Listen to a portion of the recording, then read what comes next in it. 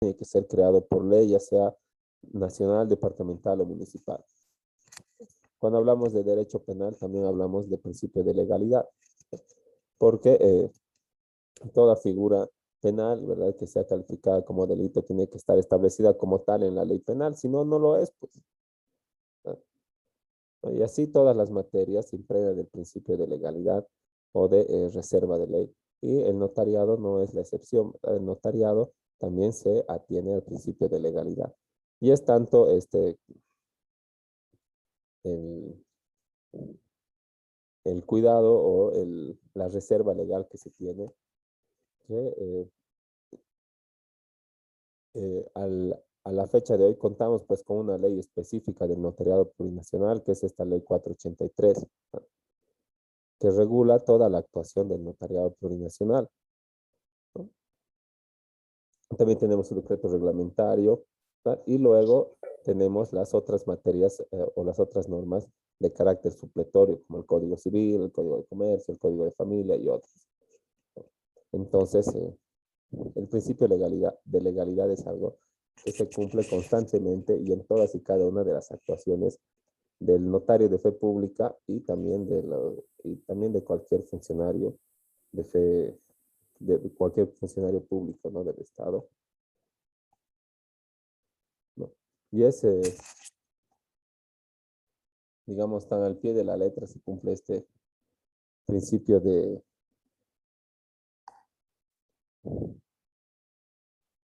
eh, de este principio de legalidad, que podemos ver que cuando aquí la ley señala el encabezamiento de la escritura pública, y nos ponemos a ver aquí, ¿verdad? Este es el encabezamiento. Desde estas estrellitas hasta estas estrellitas, eso es el encabezamiento. Después, esto es el resumen y esto es la copia de la minuta, ¿no? Por eso dice minuta aquí como subtítulo, ¿no? Entonces, en el encabezamiento dice la ley, ¿verdad? En el encabezamiento tenemos que verificar que exista lugar, fecha, hora de extensión del instrumento. Dice, en esta ciudad de Cochabamba, Estado Plurinacional de Bolivia, hora 10:00 del día de hoy, miércoles 22 de julio, ¿no? Después dice, nombre del notario.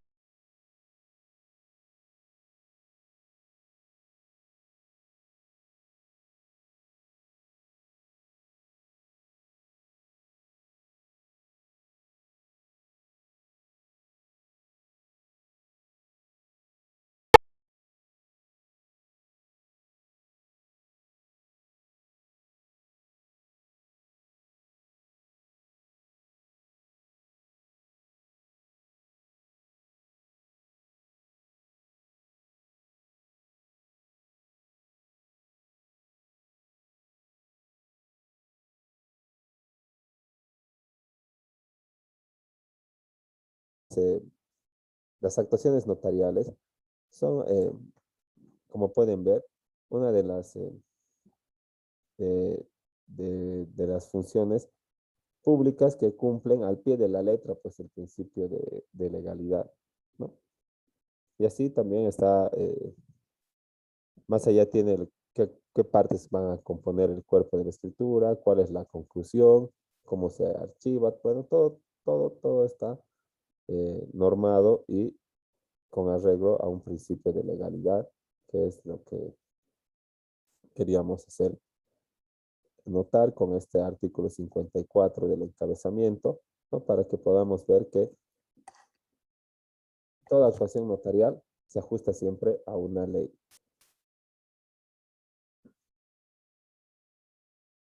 ¿No? Ahora, el siguiente principio, ¿no? Y además señala el principio de legalidad que estas actuaciones, como están siempre sometidas a la ley, ¿verdad? Las del notario, se presumen legítimas salvo expresa declaración judicial en contrario. ¿Ya? Y eso ya lo hemos revisado en el 1280 eh, en el 1289, ¿verdad? Acá donde al documento público le otorga la fuerza probatoria. ¿Qué quiere decir eso? Que los jueces, los ciudadanos, Los particulares, las autoridades, tienen que tener como cierto todo lo que señala el documento público o la escritura pública, ¿no? Nada puede oponérsele en contrario. Eso quiere decir, ¿no? Entonces, como nada puede oponérsele en contrario a la escritura pública, contiene este valor probatorio, que es como un comodín, ¿verdad? Que si yo presento una escritura pública, el juez no puede, ni ningún otro elemento probatorio, ni 100 testigos, ni nada, ni una inspección, ni lo que sea, puede desvirtuar esta escritura pública. A no ser, ¿verdad? Que aquí también está la excepción, ¿no? Y dice, salvo expresa declaración judicial en contrario, ¿no? ¿Cuál es una declaración judicial? Todo juicio termina con una sentencia, ¿verdad? Entonces, una declaración judicial en contrario es una sentencia que diga que esto es falso. Entonces, sería una sentencia en la materia penal, ¿verdad? Donde le acusen al instrumento público de falsedad material o ideológica, donde salga una sentencia que diga que este documento es falso. Pero una sentencia, ni siquiera una sentencia es definitiva, ¿verdad? Porque a la sentencia todavía puedes presentar una apelación dentro del plazo que te establece la ley. Esta sentencia, para ser tomada como una prueba en contrario para la escritura pública, para desvirtuar la escritura pública, tiene que estar además expresamente ejecutoriada. ¿Qué quiere decir eso? Que te has pasado del plazo para presentar la apelación y no lo has hecho, o bien la ley dice que no existe recurso de apelación para esa resolución, ¿no? Entonces, ¿qué pasa? Adquiere un carácter firme, ¿verdad? Se va a cumplir sí o sí porque ya no hay más reclamación en contra de esa decisión. Entonces, con esa calidad, ¿verdad? Con una sentencia ejecutoriada que diga que la escritura pública es falsa, recién puedes eh,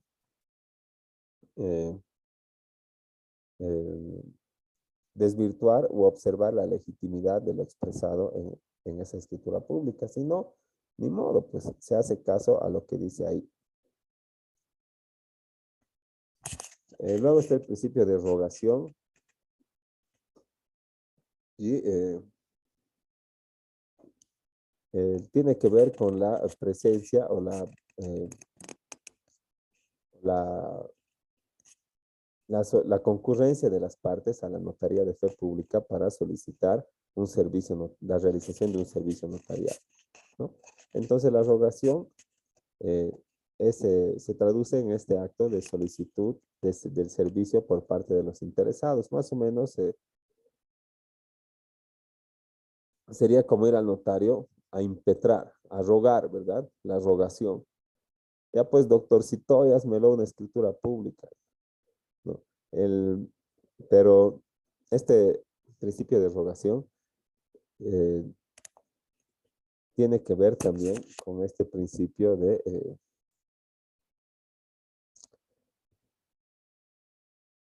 eh, con este principio de neutralidad, ¿verdad? Porque si el notario va a ir a ofrecer sus servicios y alguien le va a contratar, entonces tiene que actuar pues de manera parcializada con su cliente, ¿verdad? Entonces el notario no puede estar yendo a ofrecer sus servicios, no puede ir a pasearse, digamos, con sus formularios en blanco y todo a la feria de autos y decir, oh, ahí parece que están realizando una compraventa, un negocio jurídico, ustedes necesitan un notario.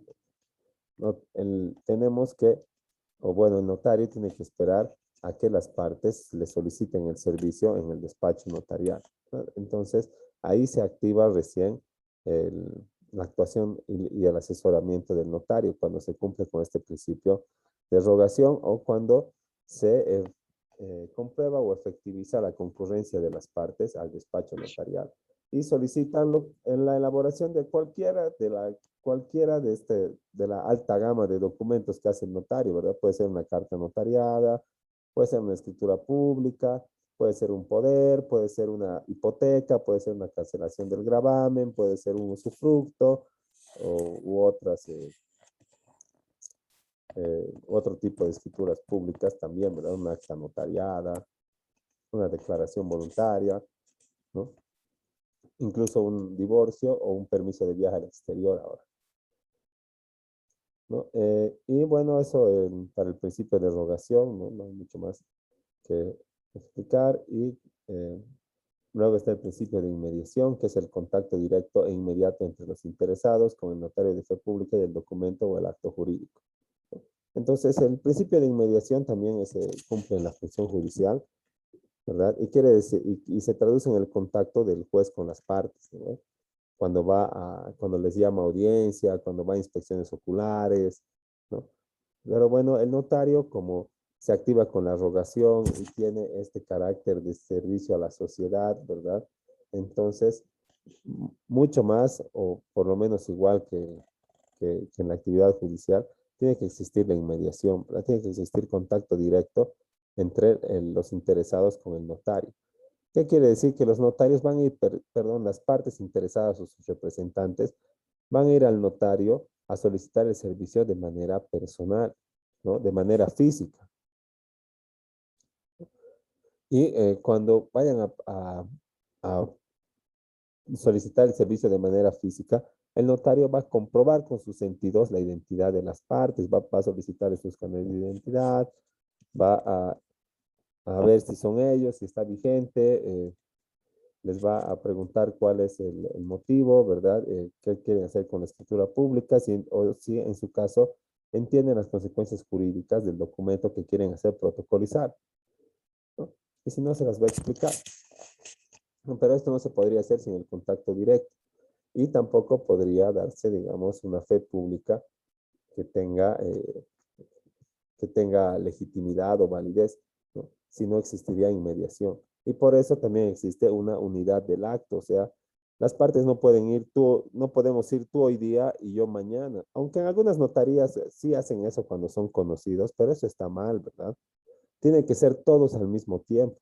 Todos los intervinientes tienen que estar presentes en el mismo acto en la notaría y se les tiene que tomar la firma y la huella también en el mismo acto o en el mismo momento. Así que esto de que las partes vayan una en la mañana y otra en la tarde y el último al día siguiente, ¿no? Es algo que está fuera de la ley y por lo que los notarios podrían también recibir sanciones, ¿no? Por ejemplo, si va a la DIRNOPLU en un control o en una fiscalización y entra a la notaría, revisa los libros y comprueba de que existen escrituras que no están totalmente perfeccionadas, o sea, no faltan las firmas de algunas personas, y ya está realizado ese protocolo, o sea, está abierta la escritura pública, pues eso es responsabilidad para el notario, ¿verdad? Es una sanción disciplinaria. Entonces, ese eh, principio de inmediación, ¿verdad? Se cumple con el contacto directo a las partes y el asesoramiento que presta el notario de manera integral. Y por último está la cultura de paz, que como les había dicho, el notario tiene que ver mucho con la cultura de paz, porque es la vía alternativa al litigio o a la vía contenciosa, o si se quiere, a la pelea, al, al, al desacuerdo, a la lucha de intereses que se resuelve siempre en el juzgado, ¿no? Por el contrario, el notario no resuelve conflictos de intereses ni litigios. El notario lo que hace es expresar la voluntad de manera legal. Entonces, si no hay voluntad, pues váyanse a la vía judicial y listo, porque la vía notarial no se puede si no existe expresión de la voluntad de todos los interesados o intervinientes. Ahora, en el parágrafo segundo, en cuanto a los fines, señala garantizar la seguridad de los actos, ¿no? Mediante la fe pública, obviamente, garantizar la armonía social mediante la expresión de la voluntad, garantizar la implementación tecnológica para un servicio integral, o sea, estar a la par e implementar todos los medios tecnológicos que tengan relación con el servicio notarial. Correo electrónico, computadoras en línea o en red, ¿verdad? Varias impresoras, impresora láser, y otros que hagan más eficiente el servicio notarial, ¿no? Por eso ahora, si tú haces una minuta, eh, le dices agarras, le mandas al correo al notario, le llamas y le dices, doctor, ya está en su correo la minuta, cuando paso a firmar el protocolo, y te van a decir máximo al día siguiente. lo que no podía hacer hace unos años cuando no se utilizaba este medio, ¿no? Ahora, garantizar la responsabilidad de los servicios de notario de fe pública, también al implementar la vía, los procesos disciplinarios, ¿verdad? Si un notario comete faltas administrativas, disciplinarias, civiles o en su caso penal, incluso penales, entonces de calificar esto, de juzgar esto en la vía administrativa, se va a encargar también el notariado plurinacional. Y en caso de ver alguna responsabilidad, comprobarse alguna responsabilidad civil o alguna, la probable comisión de un delito en la vía penal, también van a derivar antecedentes al juzgado o al Ministerio Público para su investigación y juzgamiento, ¿no? Entonces, eso en cuanto a los principios y los fines. Y quedaba pendiente la consulta, ¿verdad? Que estaban haciendo cuando se terminaba la clase acerca de si se puede, si se anexa o se realiza una indexación o algo así de la escritura pública al catastro, que es lo que tengo entendido que ha sido la pregunta, ¿no? En realidad, lo que se hace es registrar en solamente derechos reales otorga la propiedad mediante el registro de la escritura pública en el folio real, ¿no ve? Yo tengo una escritura pública y viene acá en el asiento. Acá está el folio real, ¿verdad? Si yo tengo una escritura pública, voy a llevar a derechos reales y me van a devolver con este sello, que quiere decir que se ha inscrito en el asiento número 2 de la columna A de propiedad, sobre este número de matrícula. Entonces me voy a lo que es el folio real, ¿verdad? Acá está la columna A, ahí están los dueños, aquí están los préstamos, acá está lo que has pagado tus préstamos, pero solo estamos viendo la columna A, ¿verdad? Entonces ahí dice, no se olviden que nuestra escritura pública decía asiento A2, ¿no ve? Debería ser el último, acá está el A2. Entonces ahí dice, ahí está la escritura pública 603, todo inscrito, ¿no? Entonces este es el 603, ¿verdad? Esta es su nota marginal. Cuando te devuelven eso en derechos reales, o sea, tú compras, ¿verdad?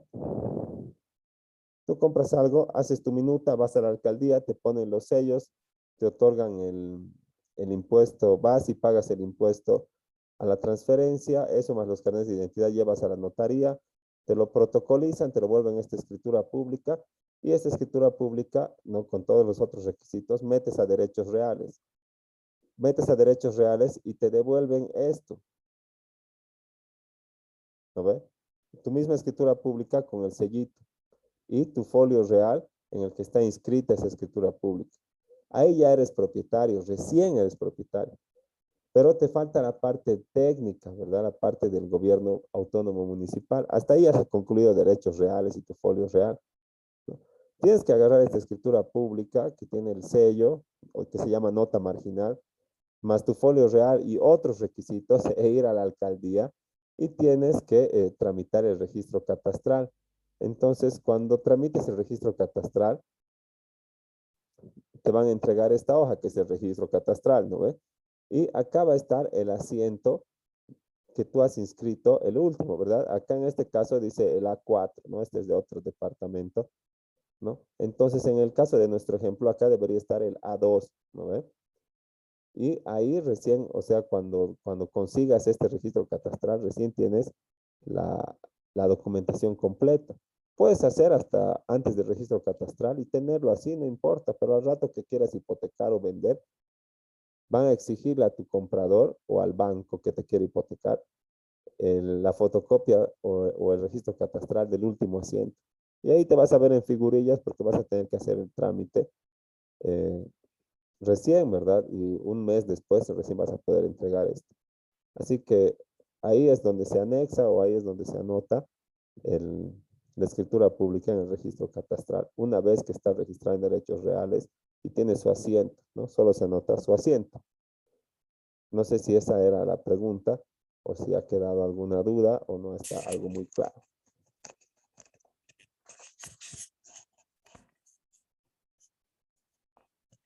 Doctora, mi pregunta era, una vez teniendo el testimonio, ¿podemos hacer una complementación a ese testimonio? Claro, sí se puede hacer. Es que cuando yo voy a ir a derechos reales, ¿verdad? Vamos a ver esto.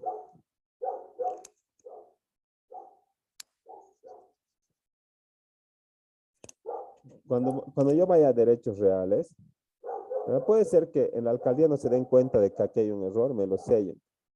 Y como el notario no conoce mucho de trámites y demás, puede ser que el notario lo vuelva a escritura pública y no se dé cuenta del error y lo copie. Y yo vaya a derechos reales y boom, me observen el error. Ahí me digan, ¿sabes qué? En tu escritura pública, acá está mal, ¿verdad? Acá, esta resolución ejecutiva no era 093, era 930. O le falta el subdistrito, se lo han comido, ¿no? Entonces, no quiere decir que el negocio jurídico no exista, ¿verdad? La compra ya se ha dado, ya se ha pagado el precio. Entonces, lo único que hay que hacer es hacer una escritura pública complementaria a esta, ¿no? Vamos a hacer una minuta en la que van a firmar las mismas personas que han firmado la primera minuta, pero ya no vamos a ir a hacer poner sellos, ¿verdad? Aquí va a decir escritura pública de complementación o en su caso modificación y aclaración de la escritura pública número tantos, ¿no? Y entonces ahí se describe el error y cómo se va a corregir o con qué datos tienen que corregirse, ¿no? Si alguien ha levantado la mano.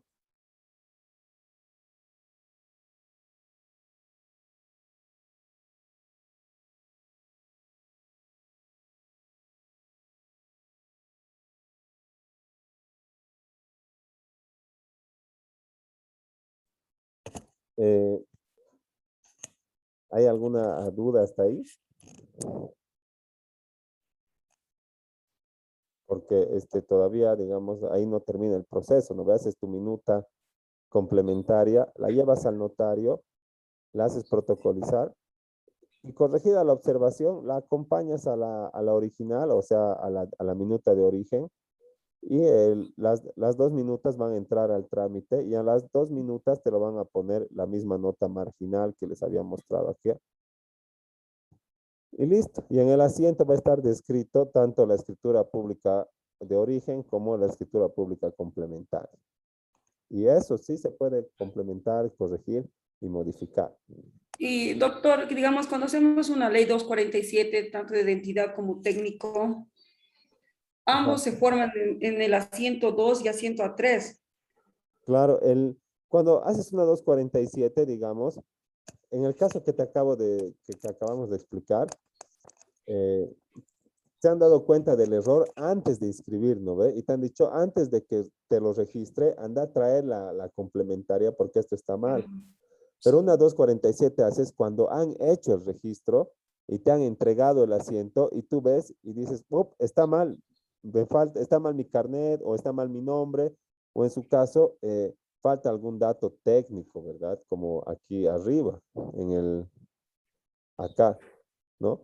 Entonces ahí tienes que hacer una 247 que va a ir abajo del asiento de la compra, o sea, va a ser el asiento A3, ¿verdad? Si tú haces primero una de datos técnicos, digamos, va a ser el asiento A3. Y después te das cuenta que estaba mal tu nombre, va a ser el asiento A4. Pero si te das cuenta de una que está mal el nombre y le falta datos, entonces haces una sola minuta de complementación de datos de identidad y de datos técnicos y de esa va a ir en el asiento A3 y listo. Pero para hacer eso tienes que sacar certificaciones, ¿no ves? Porque De catastro, no ¿no? solamente porque tú digas, te lo van a aumentar datos en el folio real. Para corregir los datos técnicos de aquí arriba, tienes que sacar certificación de catastro de datos técnicos para ley 247 con ese denominativo. Si tú quieres Mm. corregir los datos de identidad, tienes que ir al CEGIP, porque ya no te sirve la certificación de catastro. El CEGIP es el que certifica los datos de identidad, ¿no? Y con esa Y, certificación igual haces la escritura pública. Y si quieres hacer de ambos, pues haces las dos certificaciones. y doctor, una consulta, perdón que siga preguntando, es que es mi duda. Claro. Para hacer la modificación de cualquier apellido, digamos, ahora es vía judicial. No, el apellido es pues un dato de identidad, así que si tú tienes tu certificación de CEGIP, ¿verdad? Que diga un apellido y que esté mal en el folio real, te lo corrigen. Ahora, si está mal en CEGIP, siempre ahí necesitas orden judicial, ¿no? Ahora, si tu propiedad es no está destinada a la vivienda, es una oficina o está en zona industrial, entonces no puedes hacer una 247 porque eso está destinado solo a los inmuebles para vivienda. Entonces también tienes que hacer en vía judicial un proceso voluntario que se llama de orden judicial, ¿no? Y el juez te pasa la sentencia, igualito lo inscribes.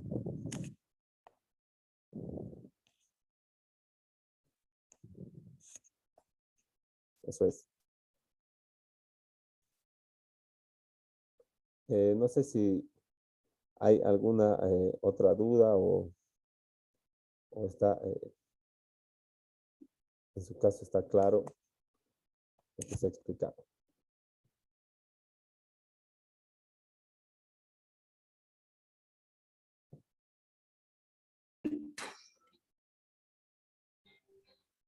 Mm, Bueno, si no hay alguna otra duda más al respecto, vamos a quedar ahí. Se los voy a subir la tarea por lo menos con una semana se les voy a subir la tarea con una semana de plazo para realizarla y luego seguimos con el avance, ¿no?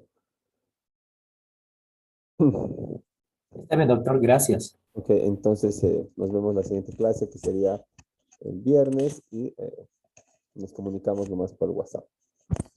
Listo, Lice, doctor. entonces la tarea la primera tarea que nos dio va a dar plazo hasta esta semana más.